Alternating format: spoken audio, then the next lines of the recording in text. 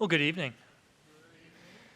Today we continue, or this evening, we continue our lesson on hearts like Jesus, or just like Jesus, theme, with tonight being a forgiving heart. And we start with a commandment. The greatest commandment, Jesus once said. Love the Lord your God with all your heart and with all your soul and with all of your mind. This is the first and greatest commandment. And the second is like it. Love your neighbor as yourself. Matthew 22. Love your neighbor as yourself. I recently got into a Netflix show, not original to Netflix, but had heard about it a while back and wished to watch it. And my girlfriend and I started watching it recently, called Broadchurch. It is a British investigative show. The main setting plot of it is a son of parents had been murdered, and they were trying to find who killed their son, and eventually they figure out who the identity is, and he goes on trial, and the trial goes through, and eventually, spoilers ahead, the person is seen as not guilty, to the surprise of the parents, and is let go. And many years later, carrying into the final season that Kendra and I are in, the father is still harboring dread and hate for that person, which in most people's eyes would be fair and valid, as his son's murderer is still out, presumably without justice, walking among people. But the husband's wife and their eldest daughter, with their new recent born now, I guess as it would have been 3 years now, a 3-year-old, with the father harboring this hate, the wife and the eldest daughter are trying to move on, carry on with their lives, not just dwell in this one spot. But the father can't seem to be rid of this hate, be rid of this weight and burden that he carries onto him. He cannot let go of the person and the emotion tied to that person that killed his son. And so for the 3 years and onward, he carries it. And it's not an easy thing to find forgiveness. But the second is like it. Love your neighbor as yourself.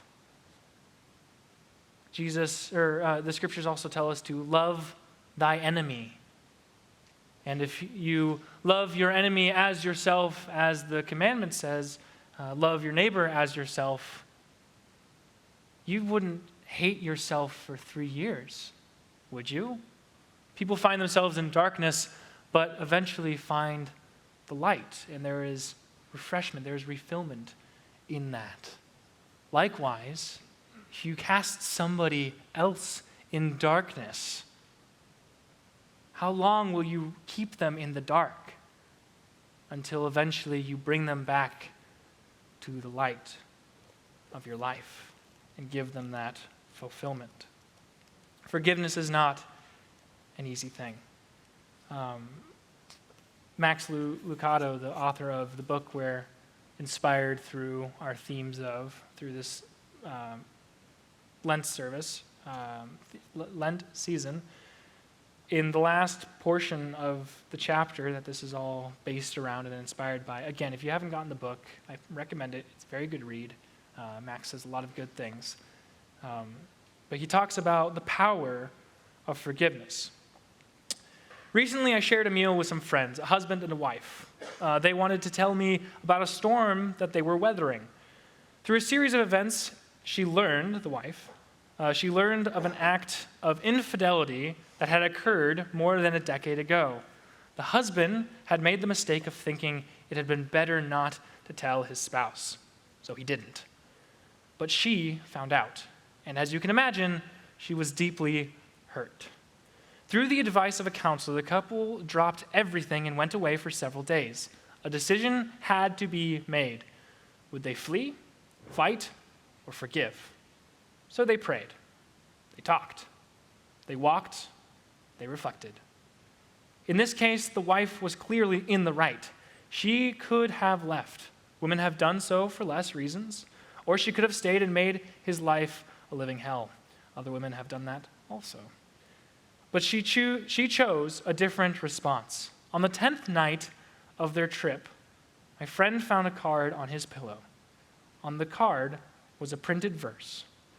I'd rather do nothing with you than something without you. Beneath the verse, she had written these words: I forgive you. I love you. Let's move on. I forgive you. I love you. And let's move on. 3 simple statements that might not be the simplest to recite, especially sincerely. If you harbor something against somebody, if somebody has done you wrong and you feel like you need to be compensated, if there needs to be justice there, it's hard when somebody says, forgive them. Why? I have nothing to forgive them for. They have wronged me. Is it not in their position to instead ask for my forgiveness rather than me just to freely give it? Shouldn't they earn such a privilege?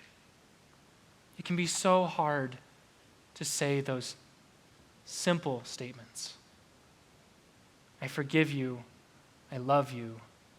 Let's move on. So difficult, in fact, that we might not be able to say those things. Forgiveness is an odd dance. It isn't sometimes not necessarily something that you need to wait for. Not something that you need to wait for the right time to do so. Oh, I'll wait until they do this thing, then I'll forgive them. I'll wait until 10 years from now, then I'll forgive them. Some people sit for their lives until they find the means to give the forgiveness. Some people wake up the next day and realize that there is this harboring of this hate or this malice is unreasonable. And they find the forgiveness then and there. But more often than not, it is not ourselves that find their forgiveness. You don't walk into your office and ponder for 10 minutes saying, should I forgive them today? Should I forgive them tomorrow? No. It is some might say, supernatural feeling that eventually, like I said, you just wake up. Your eyes are opened. Your heart just stops for a moment. You say to yourself, it's not worth carrying this anymore. I deserve to be free of this, and I'm sure they deserve to be free of this. And you come to your senses, and eventually you come up to your power, not from your own personal reservoir, but from the strength and the Spirit of our God and Father and brother Christ. They take that burden from you through prayer and through repentance and through consideration. They take that from you and they give you the strength. They put their hands on your shoulders and they whisper into your ear, you love them, you can forgive them, and you can move on. Ephesians, specifically from chapter 4, one of the verses in here I had bookmarked for a long time as I had not been able to handle my emotions well, and my brother and I never really liked each other growing up, and we still have yet to find that I love you, I forgive you, let's move on position in our lives. So for a while, this verse in Ephesians 4 had dwelt in me, and it was very fitting for this heart like Jesus, forgiving heart. Surely you have heard. Hold on. Therefore, each of you must put off falsehood and speak truthfully to your neighbor, for we are all members of one body. Let's stop right there. Put a pause on that. If the lung, for some reason, felt like the brain, let's say the right lung is having odds with the left lung. The brain is giving left lung more air, and the right lung feels shorted because it's not getting enough air to support the body for some reason. And the right lung says, I'm not going to do my work because apparently left lung can do all of my work for me, and I don't think that's fair, so I'm just going to sit here and do nothing. Well, what's your body going to do?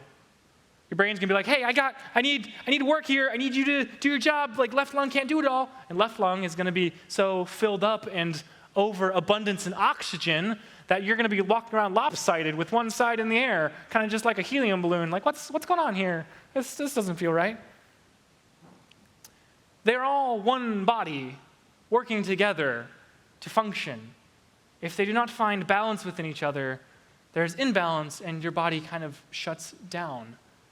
So again, speak truthfully to your neighbor, for we are all members of one body. In your anger, do not sin. It does not say don't be angry. It just says in your anger, do not sin. So be wise with how you respond in anger. Do not let the sun go down while you are still angry. Don't go to bed in resentment. Don't have your back to your spouse and say, fine, we'll talk about it in the morning, and then get the worst night's sleep you could possibly get. Don't wake up and see the face of their scowl the first thing that you recognize in the morning.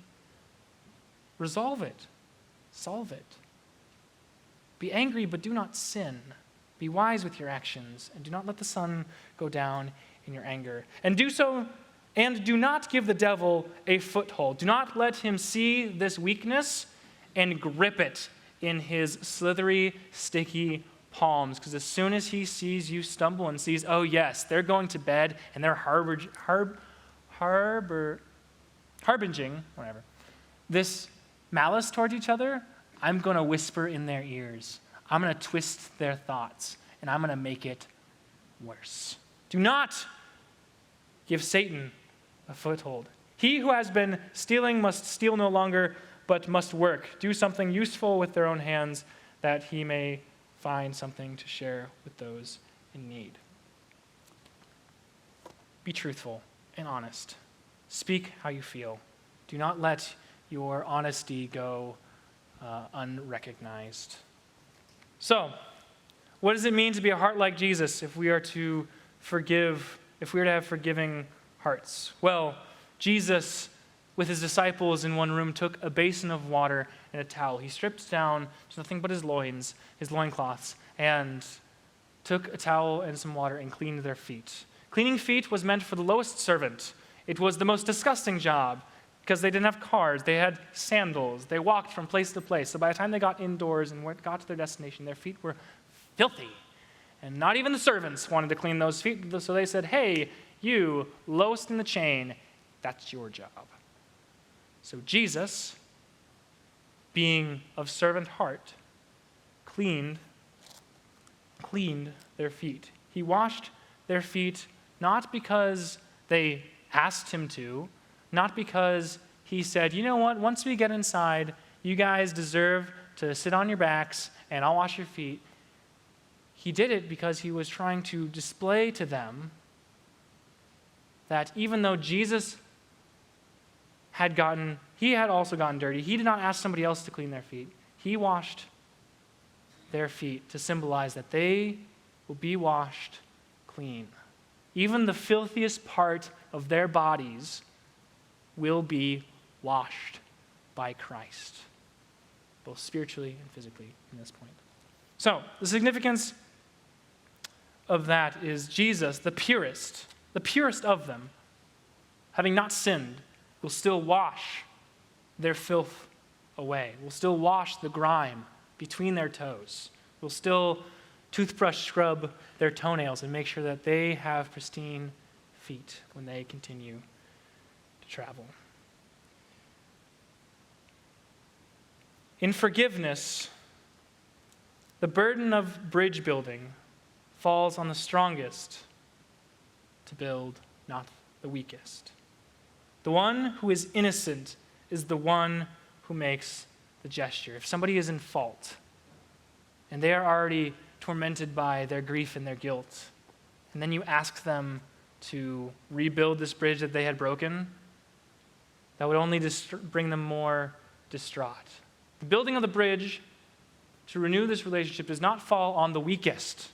They cannot pick up those stones, but instead the strongest to lift and rebuild and make anew. Relationships do not thrive because the guilty is punished, but because the innocent is merciful. God grants us that power, gives us that servitude and that willingness like Jesus did with his disciples, and renews us and will help us recognize that punishment and vengeance is not the answer to a relationship, is not the way to progress in life. A relationship is not the punishment of the guilty, but the mercy of the innocent. So, to have a heart like Jesus, a forgiving heart, is to kneel with water and cloth and begin to wash the feet of your neighbors, no matter how disgusting they are. That is what it is to be of forgiving heart, to recognize that filth, to recognize that dirt, and realize they're not going to clean it. I have to. I will say the words. I will say the statements. I forgive you. I love you. Let's move on. Amen.